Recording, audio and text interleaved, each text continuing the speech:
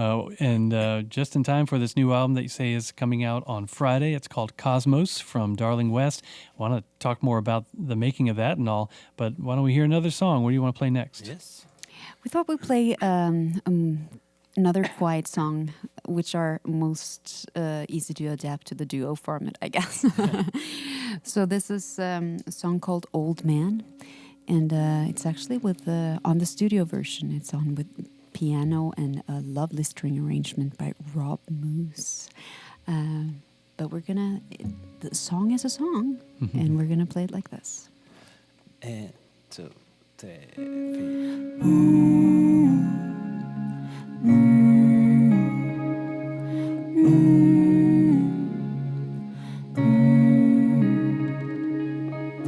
An old man with a suitcase, older than himself, passing through the waiting hall like a ghost.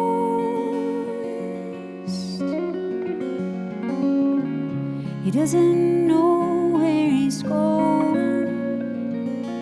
He can't hide where he has been. I can hear the deepest blue in his voice.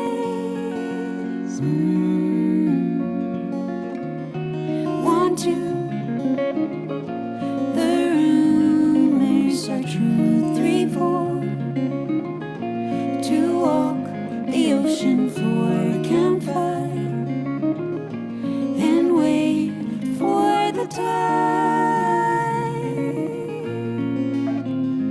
For the tide.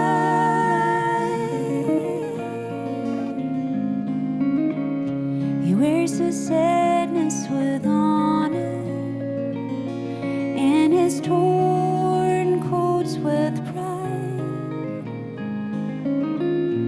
Lifetime of belongings in one hand.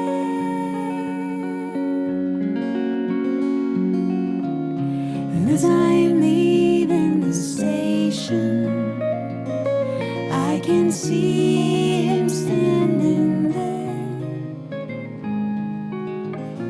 looking for a friendly face in the crowd.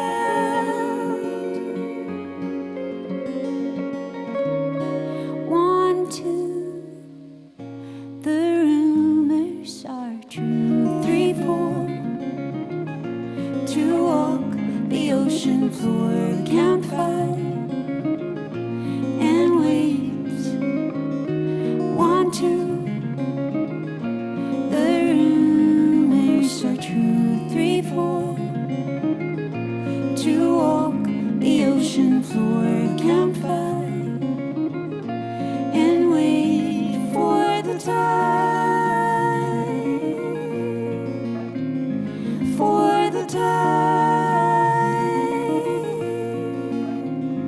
For the tide.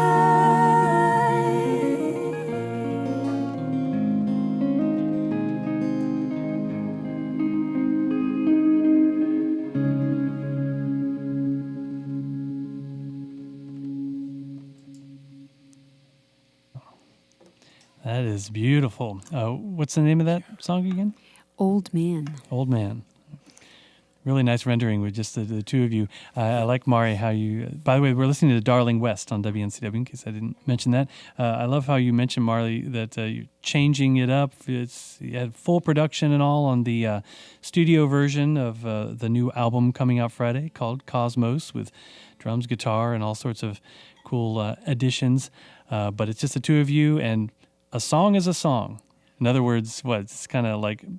The meat of it, or the bones of it, is what matters. Yeah. And maybe you can strip it all down to just the two of you and those two beautiful guitars and harmonizing, and the song is what stands true. But maybe sometimes, does a song change a lot over time with different arrangements and people contributing?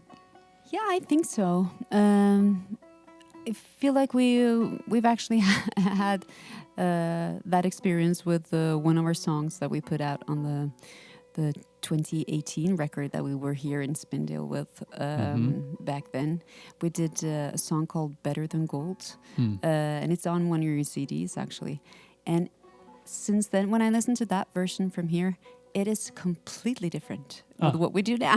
No kidding. Huh. And that's what's so fun about bringing the songs from the studio out on tour and doing it a lot live in different constellations, because they turn into something else. But I don't know if that applies to the phrase "song is a song," because a song is still a song, Yeah. even though the arrangement changes because of the lyrics and the mood that we were in when we wrote it, I guess. Yeah, that's true. But it's sometimes a bit frustrating if you feel that after maybe 2 years of playing a song, you find the arrangement that you really, okay, this is actually it. We should have recorded it like this. Yes. So, and that sometimes happens, but Yeah. but that's how it goes, I guess. I guess down the road you can re-record it with a different arrangement. Yeah. But otherwise, you'll notice with an act, down the road, they won't redo a studio version, but you'll hear the live version that they recorded on stage and put out on their live album is like, oh, that's different than the studio version that was from a few years before. So you can Yeah. show the evolution of a song that way. Yeah, that's very true. But, and I suppose, have you gotten to the point where songs that you used to play a lot when it was with your new album, after a while, do you find like, actually, it doesn't really work for us anymore. It doesn't speak to us anymore. We're dropping that from the set list. Yeah, that happens a lot. I bet. I guess that's normal. That's why it's so hard to trust your own instinct when it comes to songs, because sometimes you think you've made the best song ever, and then 2 months later, wham! Yeah. Yeah, but I mean, we all change all the time from month to month with our mentality, and as artists, we're very in a flow all the time. So I think it's you can't really look back on what you enjoyed a couple of years back, or the songs you enjoyed a couple of years back, and think that they're not good anymore. They were good then, and in that moment where you thought that was meaningful, that meant something there and then you move on and change the set list. And sometimes, I mean, that must be hard when you have like a banger that you always have to play, because chances are you're over it after 10 years. I worry about that with some of the hit makers, and Yeah. whether they're a one-hit wonder or not. They had a bunch of hits, but the crowd is going to riot if you don't play, fill in the blank. Yeah. But how many times is the artist in their head thinking, "Oh my God, this eye roll here. I don't want to have to do this one." Yeah. Yeah. But give the people what they want. Free bird it is. Wagon wheel, whatever. Well, you're talking about you all are, as musicians and artists, you're in the flow. You're always changing and adapting. The sound of Darling West certainly has been adapting over the years, which is, some acts do that more than others. You all started definitely on kind of a folk Americana sound, then a little more onto the more of maybe like a Nashville Americana sound. I remember when your album from, 2020 came out, We'll Never Know Unless We Try, you had Aaron Lee Tasjan on as a co-write for one of the songs, and I remember you talking about how you love Aaron and his sound and all, and I thought, yeah, that's you. Darling West has this kind of Americana sound from a Norwegian band. This one is Cosmos is a little more in the pop direction. Yeah, and a little bit more indie also, maybe. So we try to, indie folk or cosmic folk is still. But yeah, we listen to a lot of different music throughout a year, and I think that influences us a lot. And also, we're not making a ton of money on this music. So it's very important to have fun while you're doing it. And a way for us to have fun is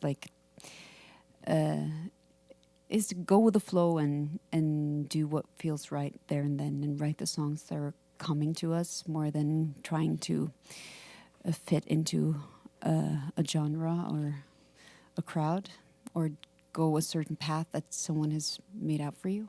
Right. And I think that's very cool with someone like Aaron Liteshin as well. His albums are quite different, but it's all so obviously him, and I mean that's what we strive for too, I guess. Yeah. Yeah, I think with how we've all been playing together for that long, we made up a sound. I sound like this still, and you guys are playing quite characteristically, I think. So there will always be a Darling West sound in it, though the genre. Maybe our people find it hard to know which audience to turn to for each record. Yeah. Your people meaning like the Like our management management folks? team, Yeah. Oh, well, that's their problem. Yeah. You're focused on, like, hey, we need to do it what's fun. Yeah. And it keeps a creative spark going, and not getting paid a whole lot anyway, like you said, might as well do what's fun. Yeah. And that has led you to this a little more, like an indie pop sound on this new album, Cosmos. But there's still room for a banjo, right, Tor? Yeah, yes, always room for a banjo. Tor Egelkrekken has switched from guitar to banjo here. I don't know if maybe you're watching this video on our Facebook page. We're on WNSW's Facebook page. Tor just waved to you. Mari's still got her acoustic guitar, but what are you going to play next? So we'll do a song called Wild Dreams that we wrote while we were in a studio on the west coast of Norway. There's a beautiful studio there looking out on the Atlantic Ocean, and yeah, it's a stunning view. And I'm really influenced by desert blues music, so I've been listening to a lot of that and trying to incorporate that on the banjo a little bit. Okay, yeah. So so we and Mari had this guitar riff, and we developed that, and then wrote some lyrics. In the jacuzzi that was outside the studio wall. So that's the story. We wrote the song in the jacuzzi. Oh, that sounds nice. That sounds like, hey, wherever inspiration hits, wherever you have to go to feel the muse. So when you say desert blues, we're talking like the North African, the Tuareg desert, Mali and all. There's some good music that's come out of there. Yes, exactly. Cool. Yeah.